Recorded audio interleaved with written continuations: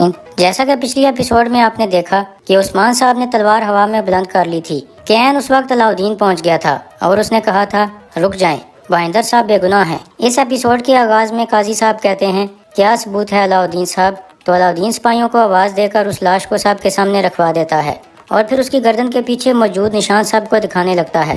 اس نشان سے یہ ثابت ہو جاتا ہے کہ یہ سلیبی آدمی تھا اور اس طرح وہ خزانہ چوری کرنے والے سلیبی تھے۔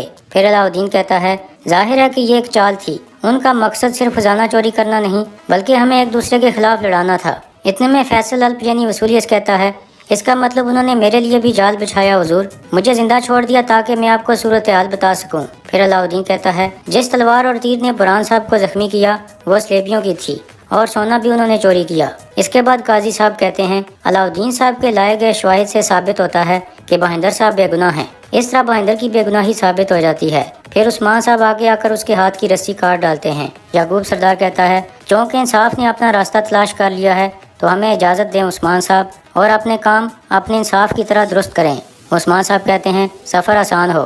پھر عثمان صاحب بہندر کو کہتے ہیں بالکل فکر نہ کرو، جس نے بھی تمہارے ساتھ یہ کیا میں قسم کھاتا ہوں کہ اسے تباہ کر دوں گا۔ بہندر کہتا ہے اللہ آپ کو سلامت رکھے عثمان صاحب۔ اس کے بعد رات کا وقت ہو جاتا ہے۔ استاد گہرا سخت غصے میں تھا کیونکہ اسے معلوم ہو چکا تھا کہ اس کی چال ناکام ہو چکی ہے۔ پھر وہ کہتا ہے خوشیاں مناؤ عثمان، بہندر بچ گیا اس لیے خوشیاں مناؤ، لیکن تمہیں زیادہ دیر خوش نہیں رہنے دوں گا۔ اس کے بعد وہ ایک نقشہ میز پر آ کر کہتا ہے تیاریاں شروع کرو، 2 دن بعد سوگوت کو خون میں نہلا دیں گے، اس بار میرا خنجر عثمان کے دل میں پیوست ہو جائے گا۔ پھر وصولیس کہتا ہے سوگوت کے لوگوں کو اکسا کر بغاوت شروع کریں گے، ایسا ہی ہے نا استاد گہرا؟ استاد گہرا کہتا ہے بغاوت نہیں وصولیس، حملہ کریں گے، عظیم عیسائی سپاہیوں کے طور پر اور سلیبیوں کے طور پر سوگوت کو خون میں غرق کر دیں گے، اس لیے اپنے سپاہیوں کو خفیہ طور پر وہاں داخل کرنا ہوگا۔ وصولیس کہتا ہے ہمارا ایک آدمی تسولیس برسوں سے سوگوت میں رہ رہا ہے، لوگ اس کو حسن آغا کے نام سے جانتے ہیں، وہ اس پر بہت اعتماد کرتے ہیں۔ یہ سن کر استاد گہرا خوش ہو جاتا ہے اور کہتا ہے ہمارے حملے کے بعد تمام گورنر متحد ہو جائیں گے۔ دوسری جانب عثمان صاحب کہہ رہے تھے دشمن کا مقصد ہمارے اتحاد پر ضرب لگانا ہے، یہ واضح ہے، لیکن اللہ کا شکر ہے کہ ہم نے یہ کھیل خراب کر دیا، ہم نے آخری دم تک اپنی بصیرت کا استعمال کیا۔ اللہ کا شکر ہے کہ اس نے ہمیں سچ دکھایا، چونکہ انہوں نے بہندر کو پھنسانے کی کوشش کی، اس لیے انہیں تلاش کرنے کا کام بھی بہندر کرے گا۔ بہندر کہتا ہے انشاءاللہ میرے سردار۔ اس کے بعد کھانا شروع ہو جاتا ہے۔ اتنے میں 2 سپاہی برہان کو پکڑ کر وہاں لے آتے ہیں۔ برہان صاحب کو سلام کرتا ہے، اسے دیکھ کر سب بہت خوش ہو جاتے ہیں۔ عثمان صاحب کھڑے ہو کر اس کی خیریت معلوم کرتے ہیں۔ پھر برہان بھی دسترخوان پر بیٹھ جاتا ہے تو عثمان صاحب کہتے ہیں برہان بھی آ گیا ہے تو ہمارے لیے دوہری خوشی ہو گئی ہے۔ اس کے بعد کھانا شروع ہو جاتا ہے۔ اس دوران مالہون خاتون کہتی ہے تو جناب اب دوہری شادی کی باری ہے، کیا خیال ہے بالا؟ تو بالا خاتون کہتی ہے جی ہاں، اب شہزادوں کی شادی کا وقت آ گیا ہے۔ یہ سن کر اورحان کہتا ہے یہ بہت جلدی ہے، کیا آپ ہم سے چھٹکارا حاصل کرنا چاہتے ہیں؟ پھر عثمان صاحب کہتے ہیں آپ کی ماؤں نے جو تکلیفیں اٹھائیں وہ کافی ہیں، اب باری آپ کی بیویوں کی ہے۔ مالہون خاتون کہتی ہے ہم نے ہر جگہ خبر بھیج دی ہے، شہزادوں کے لیے مناسب دلہنوں کی تلاش شروع ہو چکی ہے۔ اتنے میں فاطمہ کہتی ہے آپ کیوں تلاش کر رہی ہیں؟ ان دونوں کی دلہنیں تو حاضر ہیں۔ اتنے میں برہان اور علاؤدین اسے خاموش کرا دیتے ہیں اور کہتے ہیں تم کھانا کھاؤ۔ دوسری جانب سعادت خاتون کہہ رہی تھی عثمان کا چھوٹا بیٹا بہت ذہین ہے، بڑے بھائی کی طرح نافرمان نہیں ہے۔ گونجا کہتی ہے ایسا ہی ہے والدہ، لیکن ہم اس بارے میں بات کیوں کر رہے ہیں؟ تو سعادت خاتون کہتی ہے وہ شیخ ادب بالی کا نواسہ ہے، اس کے پیچھے آہی والے ہیں اور خواتین جنگجو ہیں، سنا ہے لوگ بھی اسے بہت پسند کرتے ہیں۔ گونجا کہتی ہے ایسا ہی ہے والدہ۔ یہ کہہ کر وہ جانے لگتی ہے تو سعادت خاتون کہتی ہے علاؤدین تم سے محبت کرتا ہے گونجا۔ گونجا حیران ہو کر کہتی ہے یہ آپ کیا کہہ رہی ہیں والدہ؟ پھر سعادت خاتون کہتی ہے میں نے وہی کہا جو تم نے سنا، میں نے تمہیں دیکھتے ہوئے اس کی نظروں کو پرکھا ہے، اب تم علاؤدین کو اپنا عاشق بناؤ گی گونجا، اسے ایسا عاشق بناؤ گی کہ وہ تمہارے الفاظ دہرائے گا۔ تم ذہین لڑکی ہو، جانتی ہو کہ کیا کرنا ہے، لیکن خبردار گونجا اپنا دل اس کی جانب مت جھکنے دینا۔ میں جانتی ہوں کہ تم کوئی کمزوری نہیں دکھاتی، مگر یہ تمہارا فریضہ ہے، سمجھی؟ گونجا کہتی ہے جو حکم والدہ۔ پھر سعادت خاتون کہتی ہے کل صبح اناج کی ایک مال گاڑی تیار کرو اور سوگوت میں بالا خاتون کے پاس جاؤ۔ اس کے بعد اگلا دن شروع ہو جاتا ہے۔ عثمان صاحب اپنے محل سے نکل کر باہر صحن میں آ جاتے ہیں تو کنور کہتا ہے سپاہی تیار ہیں میرے سردار، جاسوس بھی روانہ ہو چکے ہیں، سفر کے لیے تیاریاں مکمل ہیں۔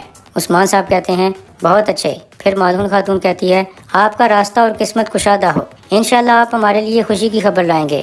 عثمان صاحب کہتے ہیں شکریہ، بالکل فکر نہ کریں، اور بالا جب تک ٹھیک نہ ہو جاؤ گھوڑے پر سوار ہونے کی کوشش نہ کرنا۔ بالا خاتون کہتی ہے فکر نہ کریں جناب، اللہ آپ کا راستہ کشادہ فرمائے۔ اتنے میں اورحان کہتا ہے میں مطمئن نہیں ہوں میرے سردار، اگر اجازت دیں تو میں بھی آپ کے ساتھ جانا چاہتا ہوں، نہ جانے وہ منگول کتے کیا کریں۔ پھر علاء الدین کہتا ہے بھائی نے ٹھیک کہا حضور، میں بھی ساتھ جانا چاہتا ہوں۔ تو عثمان صاحب کہتے ہیں نہیں بچوں، تمہارا کام زیادہ اہم ہے، تم میری آنکھیں بند کر یہیں رہو گے، میری غیر موجودگی میں محل میں میرے نائب تم ہو اورحان، لوگوں کے ساتھ آج عدالت کی طرح والا رویہ مت اختیار کرنا، یقین ہونے سے پہلے کسی چیز کا فیصلہ نہ کرنا۔ اورحان کہتا ہے جو حکم میرے سردار، یہاں کی فکر نہ کریں، انشاءاللہ میں انصاف کے ساتھ چلوں گا، آپ کا سفر آسان ہو۔ پھر عثمان صاحب علاء الدین کو کہتے ہیں بیٹا تم سوگوت جاؤ، تمہاری والدہ تمہارے پاس امانت ہے۔ علاء الدین کہتا ہے میں ہر ممکن کوشش کروں گا بابا، سفر آسان ہو انشاءاللہ۔ اس کے بعد عثمان صاحب اپنے گھوڑے کی طرف بڑھ جاتے ہیں اور پھر اپنے سپاہیوں کے ساتھ منگولوں کی طرف روانہ ہو جاتے ہیں تاکہ انہیں ٹیکس کی رقم ادا کر سکیں۔ اس طرح ایک دن گزر جاتا ہے۔ سرحدی بازار میں فاطمہ کہہ رہی تھی اورحان سردار، تو آپ سردار کے نائب بنے ہیں، کیسا لگ رہا ہے بھائی جان؟ اورحان کہتا ہے ایسا لگ رہا ہے جیسے میں اپنی پیٹھ پر سارے یعنی شہر کا بوجھ اٹھا رہا ہوں۔ پھر فاطمہ کہتی ہے یہ بوجھ بانٹنے کے لیے آپ کو بیوی کی ضرورت ہے بھائی جان، اکیلے مت اٹھائیں، والدہ نے تمام سرحدی علاقوں میں خبر بھیجی ہے، آپ کے لیے دلہن تلاش کر رہی ہیں۔ یہ سن کر اورحان کوئی جواب نہیں دیتا اور آگے بڑھ جاتا ہے۔ اسی دوران سعادت خاتون معزون خاتون کی دکان پر پہنچتی ہے اور کہتی ہے معزون خاتون اس وقت آپ بہت مصروف ہیں، لیکن جب وقت ملے تو میرے پاس آئیں، مجھے کچھ بات کرنی ہے۔ معزون خاتون کہتی ہے خیر ہے سعادت خاتون، کوئی ضروری بات ہے تو یہیں کہہ دیں، میں بالکل برا نہیں مناؤں گی۔ پھر سعادت خاتون کہتی ہے ہر معاملے کے لیے ایک جگہ اور وقت ہوتا ہے۔